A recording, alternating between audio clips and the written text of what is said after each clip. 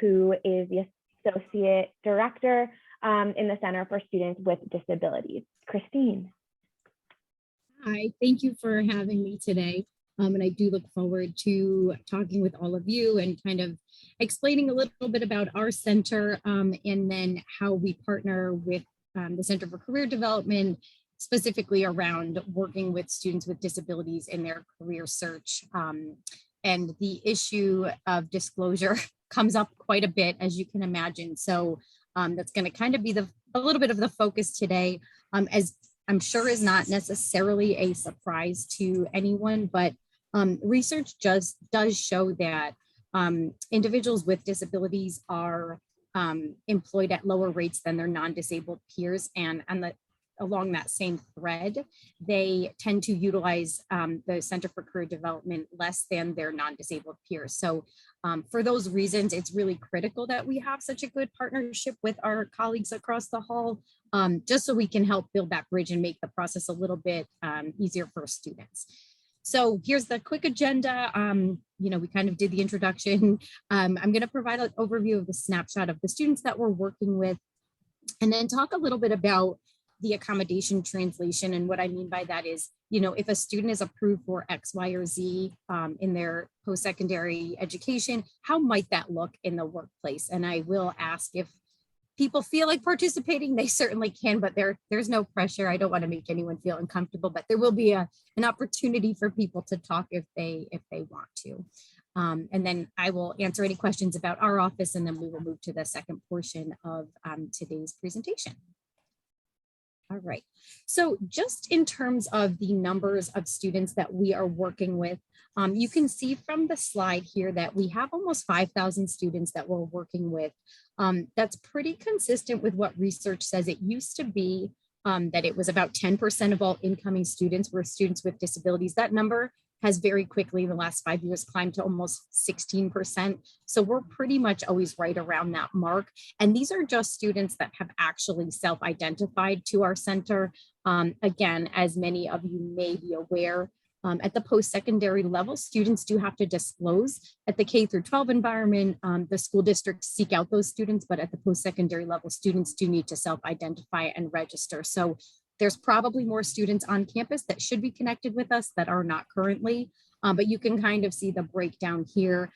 Chronic health conditions is obviously one of our larger populations. That does include students with allergies and asthma, and I always like to put that caveat in there because that number is largely, inflated, but it also includes students with some pretty severe chronic health conditions. This would be a student who's undergoing cancer treatment or Crohn's disease or irritable bowel syndrome. I wanted to comment on the psychiatric disabilities number because when I was looking at this today, I was like, that number seems insanely high. And so we realized it is insanely high, but I decided to keep it in as this number, and I'm going to explain why. So it's actually 2,603 students that we are working with that have identified as having a psychiatric condition, but the number that you see here, the 4,253, is actually the number of unique psychiatric disabilities that have been reported. So the reason I didn't have anyone change this number is because I did want to highlight that because many times students are registering with us and there's a lot of what we call comorbidity. So it's not just, a student may have depression, but they also may have OCD, bipolar disorder, and ADHD. So that would count in all of these categories, so the psychiatric disabilities for that particular student would actually be 3. So that's why you see that number being so high, but the number of students is actually 2,603. And I did just also want to point out that this number captures students at all of the regional campuses and the professional schools as well. You can go to the next slide. So just in carrying on with, the students that we are working with, again, just the emerging populations. And these are, again, consistent with research, consistent with what we are seeing, but more and more we are seeing students diagnosed as being on the autism spectrum. Previously, these were students that would have been diagnosed as having Asperger's syndrome, but the diagnostic criteria that has been used to kind of make these labels for students has changed in the last couple of years. So it's now considered ASD. Students with psychological conditions, and the pandemic has certainly climbed these numbers quite dramatically. And then students with chronic health conditions. So those are the three emerging populations. And as I said on the previous slide, very often a student will have all three. So it's a lot of comorbidity. You know, a student might have asthma, ASD, and depression. So I just wanted to highlight that. So just again, real quick, I'm not going to carry on about this, but just so everyone knows our process, I did allude earlier that at the post-secondary level, students do have to self-identify. So students can do that on our website. It's super easy. We can track the timing that students register. No surprise, most of our students register between 1 a.m. and 4 a.m. in the morning. So they register using our online database. They get assigned to work with a disability service provider. That individual will then reach out to that student, make an appointment. We gather self-report, discuss the accommodations. The interactive and individualized process is like key. And that is really driven by OCR, the Office for Civil Rights. In the time I've been at UConn for 19 years, and in that time, it is dramatically changed with what information we need to determine that a student is a student with a disability. So we are no longer looking at it as documentation. It's actually considered evidence. And what the law has said is yes, we want information from a treatment provider, but it's also student self-report that is taken as a really key point of determining if a student is a student with a disability. And then the interactive process requires us to meet with that student and talk with them about, what is the link between what you're requesting and this and your condition, right? So we want to make sure that we are not doing something that's counterproductive for the student. We also have pretty in-depth conversations with students that what may be appropriate in one class is not necessarily going to be appropriate in another class. And sometimes it gets down even more granular than that. And it's in one particular course, something might be appropriate, like a deadline extension on one assignment, but not another assignment in that same class. So the interactive process is pretty critical because every student is so unique and their classes are so unique. So we do a lot of talking in our office with students around this. And then obviously we will determine what accommodations are appropriate and communicate that out to faculty members and staff members on campus. All right, so, again, I know I noted this earlier when I was talking about the unemployment rates for individuals with disabilities, but, I think that we are lucky in the sense that our colleagues are right across the hall from us. So sometimes when we are working with a student and they are really reluctant to seek out the amazing services that the Center for Career Development offers, we can drag them over literally across the hall. And so that the geographic location of our two offices is really making this work much easier than it might otherwise be. But pretty early on, we did establish the liaison system where it's not just with career development, but we as a staff, all of the professional staff members have liaisons across campus. So that will be an area of campus that particular staff member is the contact person for. And so if I learn information that is, coming out in the law, or if there's been a case that we read about that made its way to, through the court system that would have implications for my colleagues in career development, because I'm their liaison, I would share that with them. Or if we were part of a webinar that had to do with career, I would invite them to join, and vice versa. So, it's made, I think it takes a large university and makes it pretty small in that sense when you have a face and a name to go to. So, again, spoiled that they're right across the hall, but even if they were not, because we have kind of established, like, I know who I should go to for certain things over in the Center for Career Development, and they know who to come to in our office. So along that, the job opportunities, anytime I hear about an opportunity that's come through, I will make sure that my colleagues across the hall are at the table and vice versa. So we're constantly sharing information back and forth in those job opportunities. We have, on our Beyond Access portion of our website, we have a career corner. So I will share things that the Center for Career Development shares with me, and I will link our students back to the resources on their page as well. The workforce recruitment program is another large event that we work with career development to get students to participate in this program. It's specifically for individuals with disabilities and helping them to find employment. So that's been a really successful program that we've been doing for quite a few years. And then on the career development webpage, they do have the affinity community, and there is a section for students with disabilities, which has been really nice to refer students to and to provide, updated content and stuff. And I think from our collaborations, we've been able to, find career opportunities and do some different unique things that we probably wouldn't have done otherwise. Travelers is a perfect example, just in the sense they came to the Center for Career Development many years ago, and they had indicated a desire to hire individuals on the spectrum on their workforce. So my colleagues invited me to come to a meeting, and this nice partnership formed where, now we do job shadows and there's internship opportunities. I've done trainings for the staff at Travelers on how to work with particular groups of students. So, I think just having us all at the table and all being able to bring our particular area of expertise has been really key in making this process much easier for students. Okay, you can go to the next slide. So I know that we mentioned Beyond Access, so I did just want to pause and explain that program and kind of tell you why I'm talking about it. So we have the center that, we are mandated by law to be here to provide equal access for students both in and out of the classroom. So we work with students around academic accommodations and residential. However, we were finding that a lot of students, and I would say 60 to 70% of the students that do Beyond Access are students on the autism spectrum or students who struggle with those executive functioning skills. But they were coming to us and they needed additional support that wasn't covered by an accommodation. And so we really started to think about what can we do to support these students.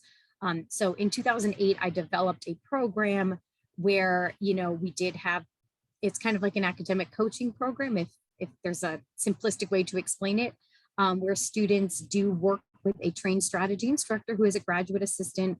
They meet for set days and times each week.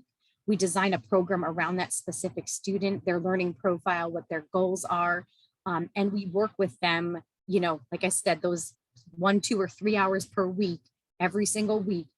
We get to know these students really well. Now, this is a fee-for-service program, so students do, have to incur a fee to be a part of it. The reason for that is because this does go above and beyond what the law mandates us to do. So in order for us to justify using state dollars and time to provide this, we need to charge for it. One of the things, though, that we found was that a lot of these students, because you join semester by semester, so we might start with a student that's a freshman and, they have the typical goals, want to make friends, want to acclimate to the university, work on their time management. But then if they stay with us and do BA throughout their time here, once they hit junior year, the shift starts to move a little bit towards the after college plan, whether that's graduate school, whether that is working on getting a career. And so what we found was, because we have these students captive in, for 1, 2, or 3 hours per week, and we really do get to know them very well, it's a really good group to work on these career goals with, because I would love to sit here and say that I could do that for all 600 students on my caseload and work with them, in depth on helping them to build some skills, to go across the hall and work with my colleagues and, come up with this beautiful career plan. But the reality is I don't have enough capacity to sit there and do that with 600 students. But in Beyond Access, since we have these students, we know them well, they come here, and if they want to work on a career related goal, it's a really nice way for us to use those students to help build that bridge a little bit and provide some opportunities for them with regards to career and helping them articulate their career goals. And so I know Lisa was saying earlier, we go to her a lot. We refer a lot of our students, their strategy instructors will send our students over there. And, I think one of the other pieces about having a person to go to is precisely that, right? We know that for many of our students, it's so stressful to engage in, oh my gosh, I have to think about life after college. And so that's stressful for anybody, right? But particularly our students, because they're always thinking about, okay, how are my accommodations going to translate? How is my disability going to, what am I going to have to say in the workplace? So having like that anxiety in addition makes, I think, is one of the reasons that they don't access services at the Center for Career Development as much as we would like. But having a person that we can go to makes that process so much easier. And, I think that because of our collaboration and our partnership, it's like they know how to work with our students. They know that, okay, these students might need us to do the dance a little bit differently. So, I think that that's why I wanted to highlight Beyond Access, because a lot of times it is those students that are clearly articulating that they want to work on a goal related to their career. And so it's a really nice tie-in to just be able to walk them across the hall. Okay, so here's the accommodation translation piece. So I thought, I'm gonna do this one with you. And then on the next slide, if people feel like taking a stab at it, have at it, but otherwise I can keep talking. I clearly have no problem with that. So we're gonna start with alt media, right? So what we mean by alternate media is these are students that historically would have had like books on tape. So this can be an audio textbook. It can be that anything print-based needs to be electronic so they can be enlarged or have it read to them. So, this is sort of an easier one to translate into the workplace, especially now. Corona, thank you, has kind of made this one a little bit easier because I think it forced people to get comfortable a little bit more with technology. And so a lot of times things that maybe were, just print are now virtual or electronic. And I think for a lot of students that has made this almost a non-issue for them because it's sort of built in and done for them. But if there is a student that needs, that has used that at the post-secondary environment, that would be a very simple thing that they could work with their employer on. They might not even have to say anything if they're using their own laptop. There's a bunch of free programs that students can download that are speech to text. So, and there, like I said, a lot of the programs that come out now already have that feature embedded in it. I mean, look at on our phones when we do Siri and it can talk for us, type for us rather, it's that same principle. So the alt media, I think, has kind of become a little bit more commonplace for everybody because let's be honest, we can all benefit from that. Even something like this meeting, the fact that it's being recorded, right? That helps in the sense that, and I'm skipping down to the assistive technology piece, but that helps because, if you're somebody who has a processing problem and you need to go back and listen to things a couple times over, now that things are virtual and there's these technologies where you can record it, it makes that so much easier. And it can be helpful for everybody. We use it a lot in our office because there's so many people and a lot of ideas flying around, and it's really difficult to keep all of that in working memory. So to have that recording to be able to go back to, and some of these programs now are able to provide a written transcript. So they take what we're all saying and they, print it out. They can type it out rather and present that. So it's almost like a transcript of the meeting, which is beneficial for everybody. The service animals is always a hot topic. So I always question if we should even put it on here, but obviously there are students that are approved for service animals on campus. The law is pretty clear these days that a service animal can only be a dog or a mini horse. The mini horse has come on and off that list several times, but I think that, we've for years joked around that we would love to have a student request a mini horse as their service animal. But I think in theory, it's a lot more fun sounding than the reality. The only one that I have ever been aware of was at UVM, and his name was Cuddles, and he was this adorable little mini horse. And because it's so cold up there, they had little boots on him. It was so cute. So we were like, oh, we really want to have, a mini horse come to stores. But alas, that has not happened yet. And I do think that if it actually did, I would be cursing myself for saying that out loud. Point is, if an individual is approved for a service animal in the academic environment, as you've probably seen when you've gone out to stores, they can bring the animal with them. So the same would apply to work.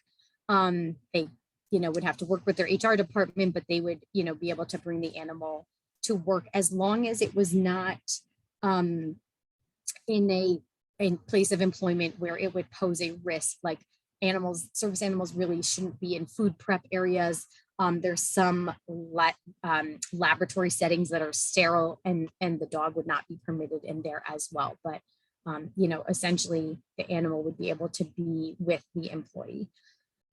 Sign language interpreters, again, if an individual is approved for this and uses them at the post-secondary level, they would of course request that for their place of employment as well. So, that one's kind of I don't want to say an easier translation, but it's the same thing. It's just a matter of if it's in a classroom or if it's, with at the place of employment. So we can move to the next slide. So maybe doing this, like having people participate, isn't necessarily the most conducive to this virtual environment. So I don't know how that would work, if people would like unmute and say if they wanted to participate, or if the hand raising feature is an option here. But if not, I can just talk. I don't know if anyone knows, like, can you do the hand raise on this, on Zoom? Does anyone know? Yes, you can. You can? Okay. So if somebody does want to take a stab at it, yes. Somebody raised their hand, I think. Oh, you're just demonstrating that you can do so. Thank you. So, if you want, what I can do, and we don't have to go through all of this as a large group, because I want to be mindful of the time and give my colleagues that are also presenting an opportunity to talk. But what I thought I would do is I can run through and explain like what the accommodation is, and then you can take a guess as to how that might translate into the workplace. So for priority registration, that accommodation, we will work with students a lot of times that do have chronic health conditions, or use personal care assistance, or maybe they have medications that they have to take at certain times that would make it so that certain points of the day are maybe not as easy for them as others. So can anyone think about how that might translate into an accommodation for the workplace? So again, priority registration is for students that need to adhere to a certain schedule based on medications or based on the care that they might need to get ready in the morning. So in that example, if a student uses a PA, we would approve them for priority registration so they can pick classes, before the very first day the selection process begins, so that they can choose classes that are later in the day if there is an option to take a different section that meets later. So that, because they know they're going to need to rely on somebody to like get them out of bed and help them get dressed, etc. So does anyone have an idea of how priority registration might work in the workplace? And I will have to ask for assistance because I can only see 4 people. So I have no idea if somebody else is raising their hand.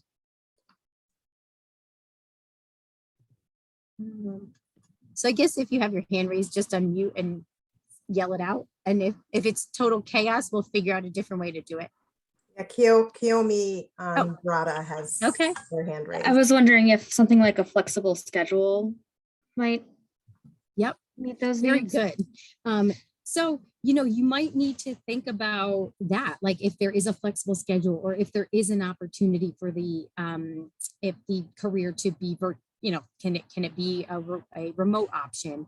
Or, students might need to think about like, okay, if this job is going to require me to like be in one location versus like moving around, like you probably want to be mindful of that. Okay, if I know that like certain times of day might be problematic or whatever, and the flexible schedule isn't an option, then like I would probably need to think about like a position that's in one location and not requiring me to move around because there might be some, disruption during the day based on my medications or whatever.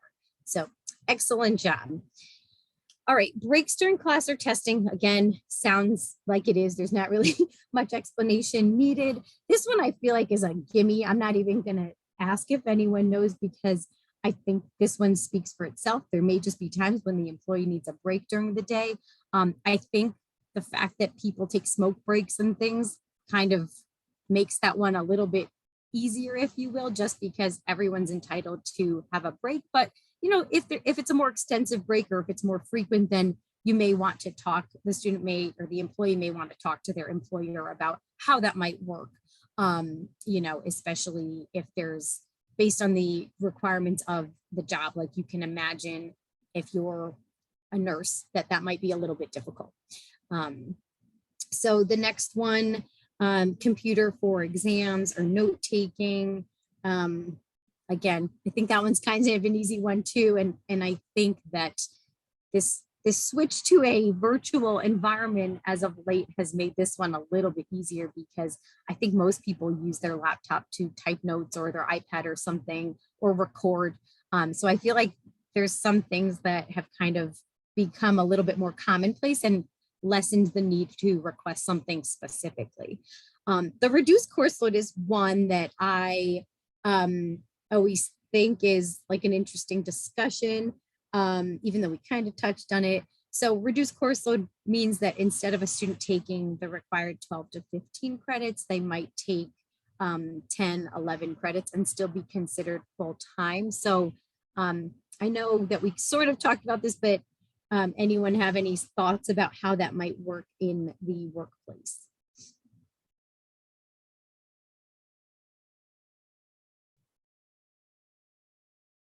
Sorry, if it's not one of the four people, I have no idea if your hand is up. So if no one wants to take it, I can certainly, I wonder if that would be like working part-time, but still having benefits. Good. So I think Kiyomi kind of mentioned it with the flexible schedule. So it could be that, right? Like, could there be a shorter week, a flexible schedule, to your point, like, you know, a part-time option, but still being able to get benefits or something like that. So absolutely. We talked about note-taking, and then the extended time for assessment is, I think, one of the most common accommodations that we work with students on. If anyone has ever been by our office during finals time, you know that it's like a factory over here. We have like 1,200 exams that we typically proctor during finals week. So this one is always a little dicey with regards to how it translates into the workplace. Anyone have any thoughts on this one, even though there's not necessarily an awesome answer?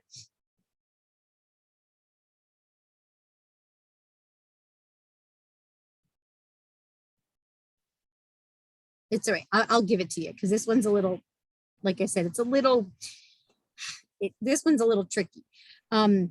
There's expectations of a job, right? And so your boss may give you a deadline where I need this report by X date, and you can't really have an extension, right? Because if your boss is asking it by X date, chances are it's because they need it to go present somewhere else. So, you know, I think that's an important thing to talk first for an employee to talk with their employer about. If it is a job where the it's very time sensitive and there really is no flexibility there, then, you know, that's a consideration for the employee rather, to think about when they're thinking through if a job is a good fit for them. Because you know, the last thing we want is for somebody to take a position and not be able to meet those expectations and then get fired, right? Because then everyone loses in that situation. So this is about, you know, an individual really knowing themselves and making informed choices and decisions, and just making sure that they're very comfortable being transparent and open with their supervisor if there is going to be a need for like a deadline extension. Is there any flexibility in that? And if not, then, you know, it may be that the employee talks to their employer about, you know, okay, knowing that it might take me double the amount of time to complete this report than my like peers, can I not, maybe you don't give me this other assignment too, like maybe I can just focus on this. But then it becomes that sticky point of like, are you being held to the same standard as your colleagues? And that is where the equity piece comes in. Like you have to be able to perform and be, you know, held to those same standards as your peers. So it's a very tricky dance, as you can see. But I think that the key with that one is just like being open, knowing your limits, knowing when you should disclose and talk with your employer about what you might need and how that might impact the job that's being asked of you. You can go to the next slide. So here's just some helpful resources that I put. The askjan.org, we use that one so much, in particular for students that are looking for accommodations in the healthcare network, healthcare field rather, because those get very complicated, as you can imagine. We actually just had to consult them the other day because we have a student in the med school who is allergic to having a severe reaction to the cadaver fluids. So it was an interesting conversation about, like, in order to demonstrate your competency, you have to engage with the cadaver, but like, what can we put protective equipment on that won't impact your precision in performing the autopsy or whatever. So anyhow, it was a very interesting conversation, but we go to Ask Jan a lot for those sorts of interesting and unique cases. So here's just some links I would definitely encourage you to check out. I think the long and the short of it with the disclosure piece from our perspective is we really do tell students that, as we were kind of trying to demonstrate with the translation of accommodation to the workplace, is students really we try to work with them in a very thoughtful way about thinking in advance of what they might need, what they use here, and how that might work, what that might look like in an employment opportunity or experience, and thinking about, like, okay, if you don't, like, if it's a note taker that you've used and your company or the place you're going to work lets everybody type their notes or record, then you don't really need an accommodation. But you know what, if you use a sign language interpreter, or if you have a service animal, or if you do need to have a flexible schedule, then you might want to disclose. And I think that the decision of when to disclose is always a big topic that comes up. And, I always tell students, you need to do what is comfortable to you. I think that if you need an accommodation for the interview portion itself, you obviously need to disclose. If you don't, then there's no reason that you have to disclose at the interview portion. You can wait until you are offered the position to then talk about it. So, we try to have those conversations with students. I think a lot of it is dependent upon the disability, what the accommodation needs might be, and then quite honestly, the individual's comfort level. So I will stop talking so that we have plenty of time for the panel. And certainly, if anyone does have any questions with regards to our office or, any of the things that I have shared, feel free to reach out to me after the presentation, and I'm happy to talk with you further. Great. Thank you so much, Christine, for going through all of those slides and for sharing so much about the Center for Students with Disabilities and kind of the landscape of that community here at UConn. And I am very excited to kind of transition us over into our panel, which is going to be the remainder of our time together today. So I guess starting with an introduction, my name is Lisa. I am one of the career coaches at the Center for Career Development, and I do work with the Beyond Access program pretty specifically, and takes direct referrals of students from their center over into our office. But I am going to pretty much turn things over today to our 4 wonderful panelists from Synchrony. Synchrony is one of our strongest partner employers. They're really good to UConn. They do so much with us and for our students specifically. And I know Ashley is going to be sort of moderating some questions for the 4 of them in real time. And then I'm also going to be monitoring the chat. So if anybody has any questions that they want to send in the chat or to me directly, if you want it to be a private question, I'm happy to keep an eye on that and ask our panelists. But without further ado, I am going to turn it over to Ashley to kick off our panel. Great. Thank you, Lisa. And hi, everyone. First, thank you, Christine, for a great session. All of us on the Synchrony side have really been enjoying listening to all that you were sharing, and we felt that it was a perfect foundation for what we're going to talk about and sharing some of our experiences and some of what we're working on here at Synchrony. So just, to one, be respectful of time and making sure that we could be, as thoughtful as possible with some of the questions you all may have. We're actually just going to start off with a quick introduction of all of us and talk a little bit about what we do here at Synchrony and some of the ways that, either we're excited about being able to speak to this and be here today, or just share, some of the initiatives that we are directly supporting as part of our broader organization or within the People with Disabilities Network Plus here at Synchrony. So I will start with myself, and then I'll go through my colleagues that are here that you see listed on the page. So first, again, Ashley Peterson. I am our Vice President of Early Career Talent and University Relations. I oversee our early career rotational program and have been with the company for 10 years. I am based in Charlotte, North Carolina, and I am excited to be here for a couple of reasons, and we'll be able to get into it a little bit. But, first, previous to this role, was a member of our diversity and inclusion team. So I am always excited to be able to do anything that helps us amplify the work of our amazing networks. And obviously in my role now, have worked closely with UConn and will continue to as we bring your awesome talent into Synchrony. But on a personal front, when I think of just my own journey with my various neurological conditions, I have had the opportunity to really seek the help of networks like PDN, but also just kind of talk through and kind of understand the journey of what that looks like here in the workplace. So I will actually go next to Amaya. Everybody. My name is Amaya Stevens, and I am VP of HR for our technology and operations teams. I want to echo what Ashley said and say that, Christine, we loved listening to everything that you brought to the table today, and it got us, I think, re-energized on our program. I've been with the company for 10 years now, and I am a co-lead for one of our hubs, so our Cincinnati Westchester hub in Ohio. So I'm a co-lead for the PDN network there. And then I also participate on the recruiting pillar for our network as well. And I'm just excited to be here today, one, to listen to everyone, and then really to share a little bit about our disability hiring initiative that we have with Synchrony. So I will kick it back to you, Ashley. Great, thanks, Amaya. And Jennifer?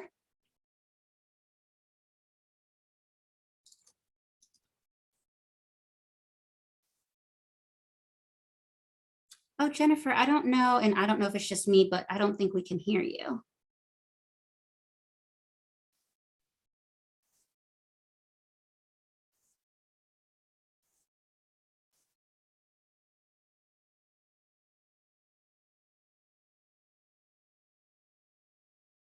Is that any better? Oh, there we go.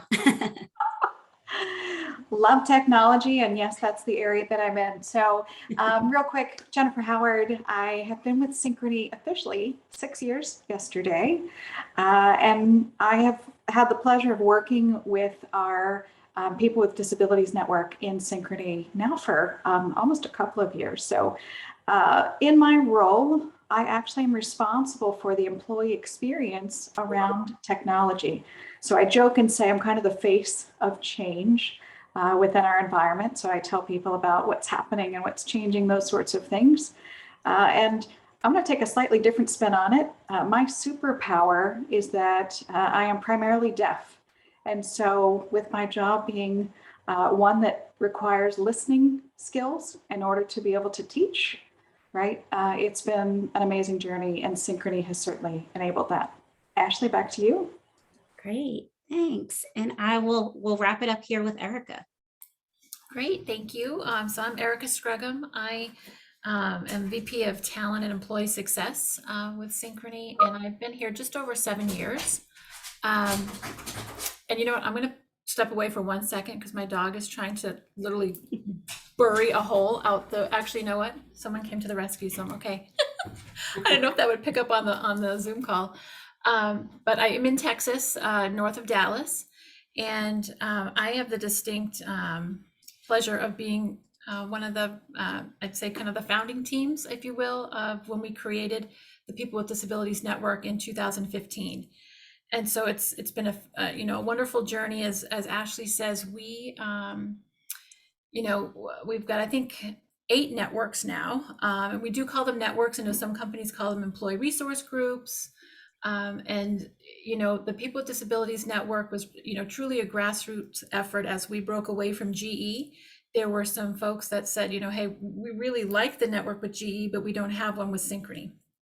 And it was very important to them.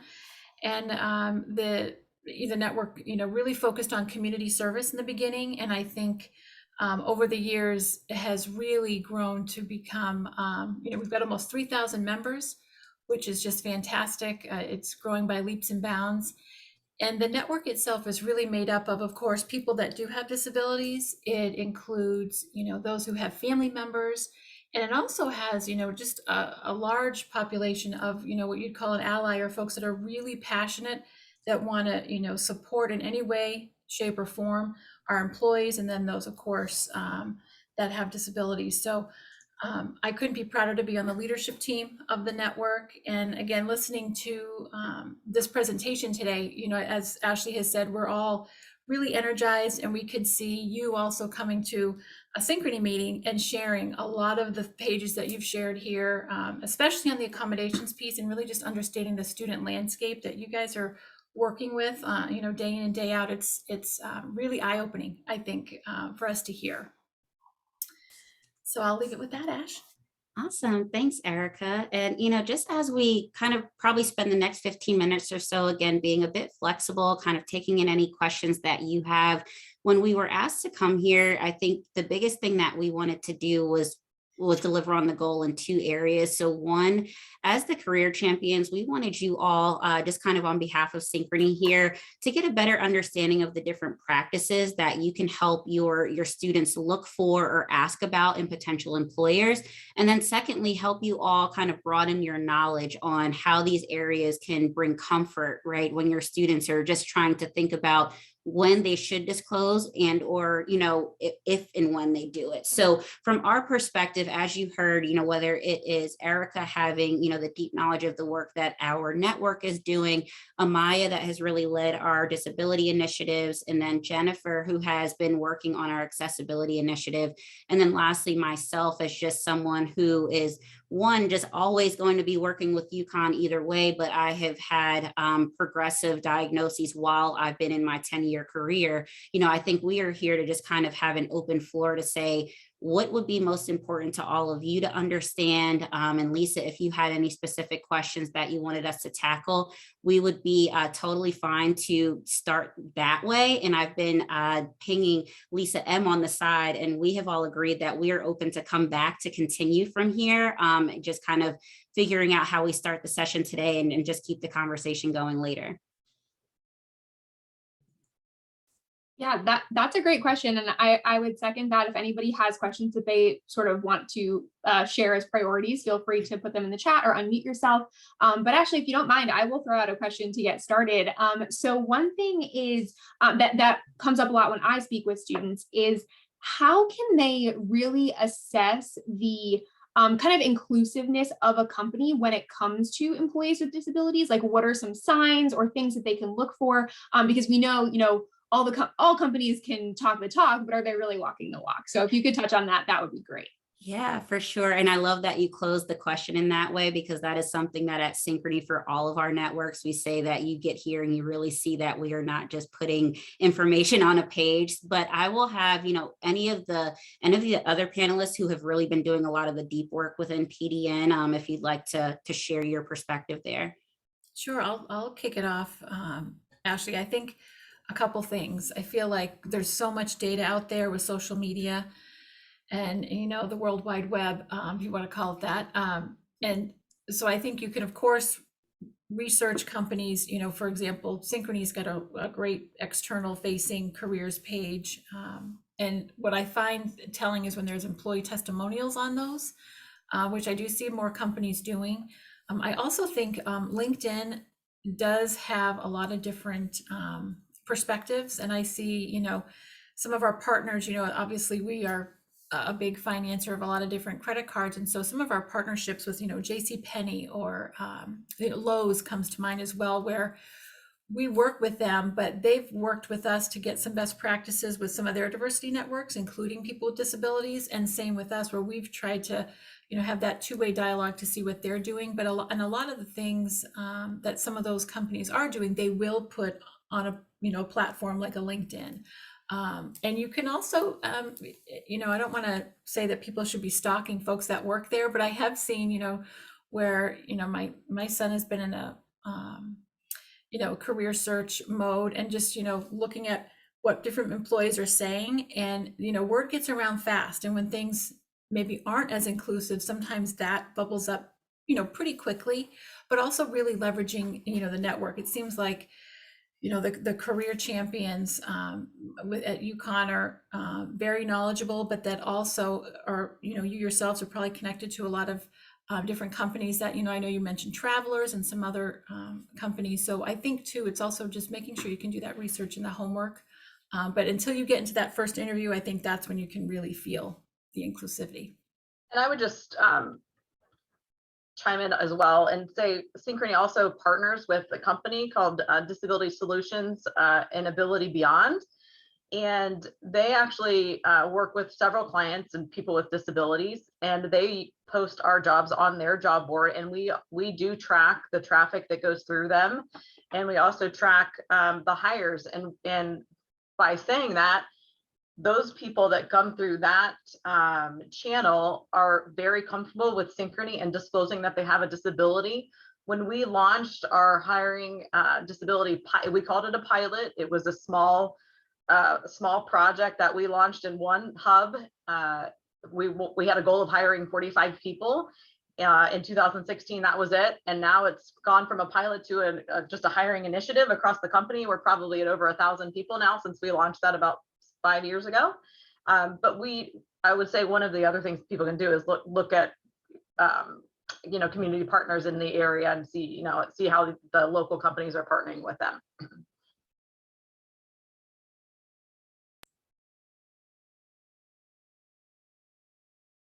Jennifer, I think we lost your audio again. Is that better? It is. Okay. I was just going to say, one of the other key things, I think, finding out for the students what's important to them, right? What's most important. A lot of times companies are very proud of receiving, awards and things like that. And those aren't just handed out for the sake of handing them out. I mean, it's hard sometimes to achieve some of those, and there's a lot of work and effort that gets put in behind those.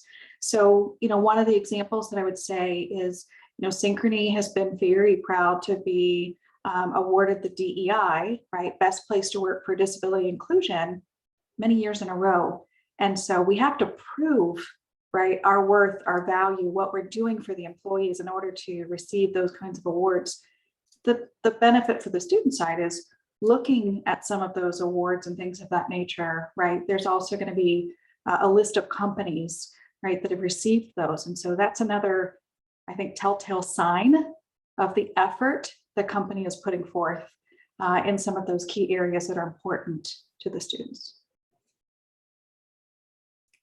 Great, thanks, Jennifer. And for everyone, I put in the chat a link to our fact sheet that has some of those awards that Jennifer was just discussing. And that way, if you did want to look into any of their lists or other companies that are, getting those awards, that we do have a list out there on our website.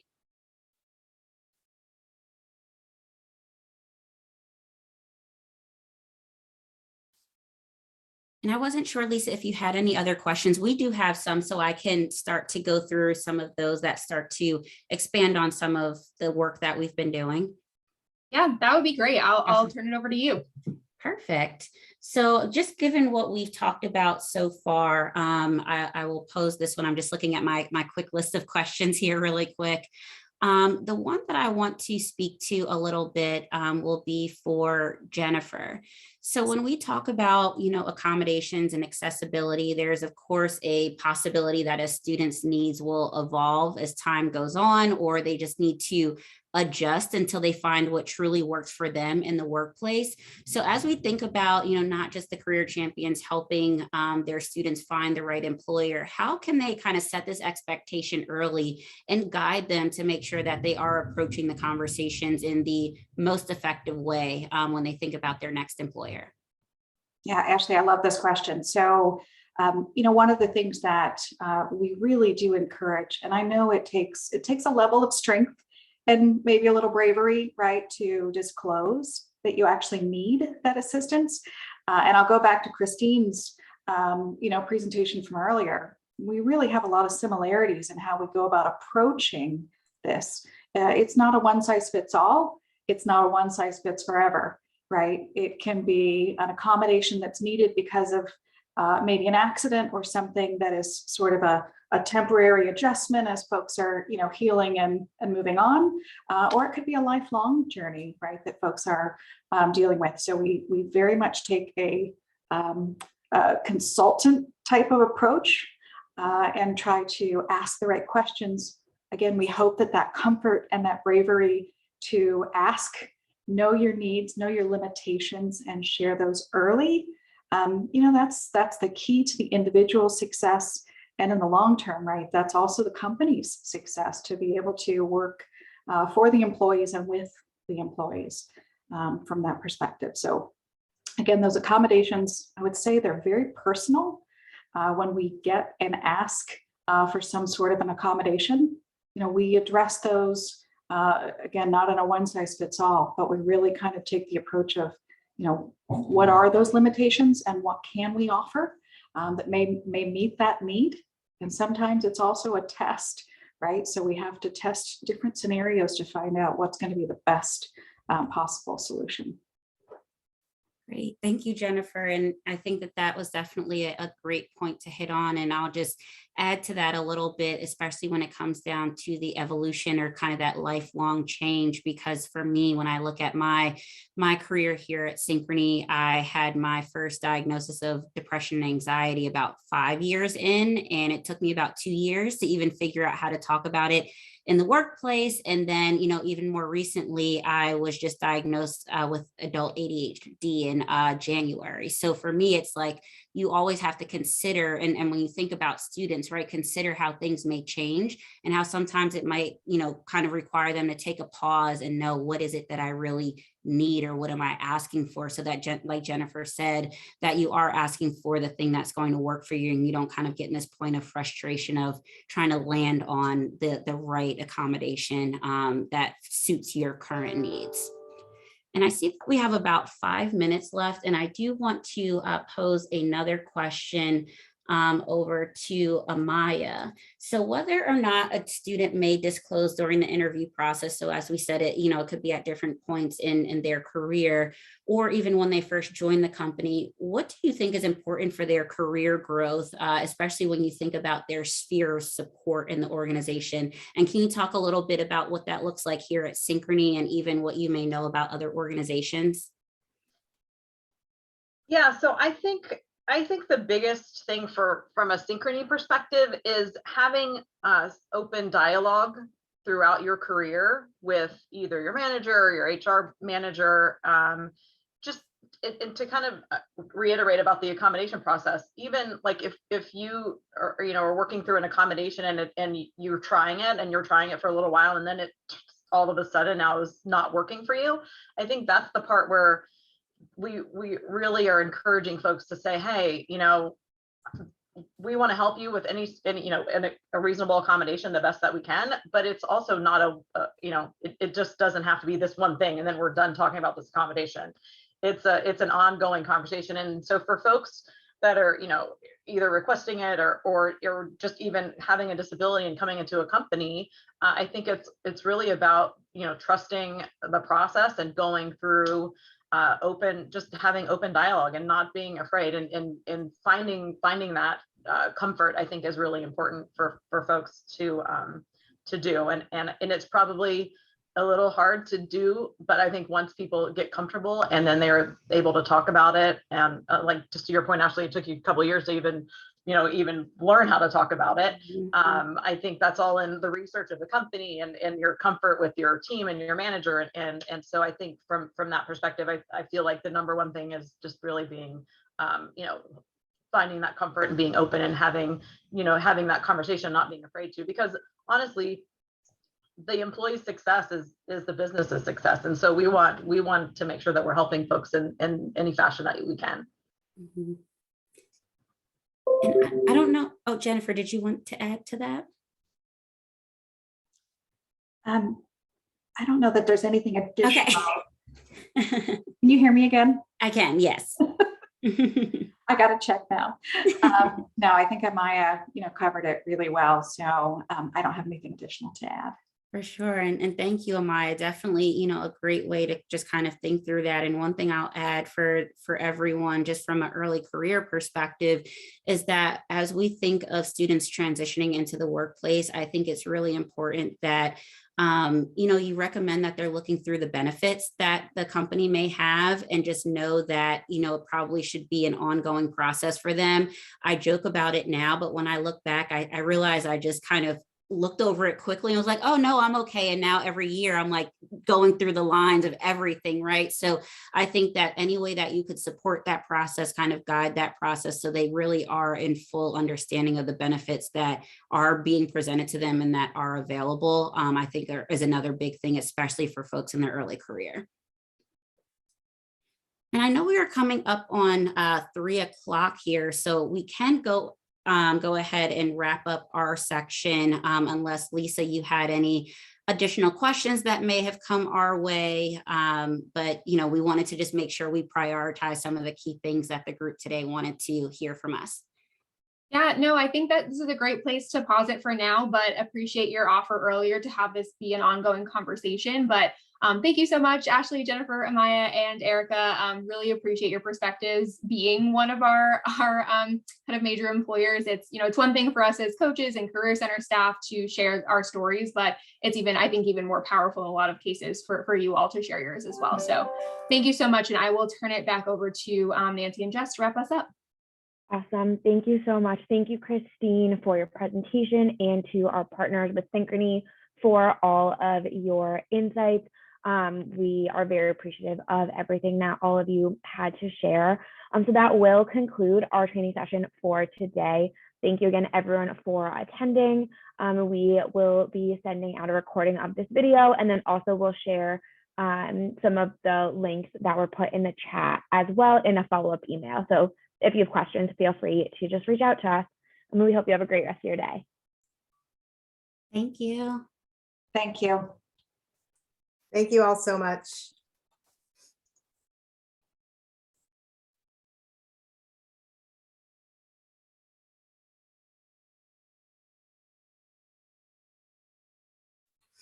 Thank you, Jess.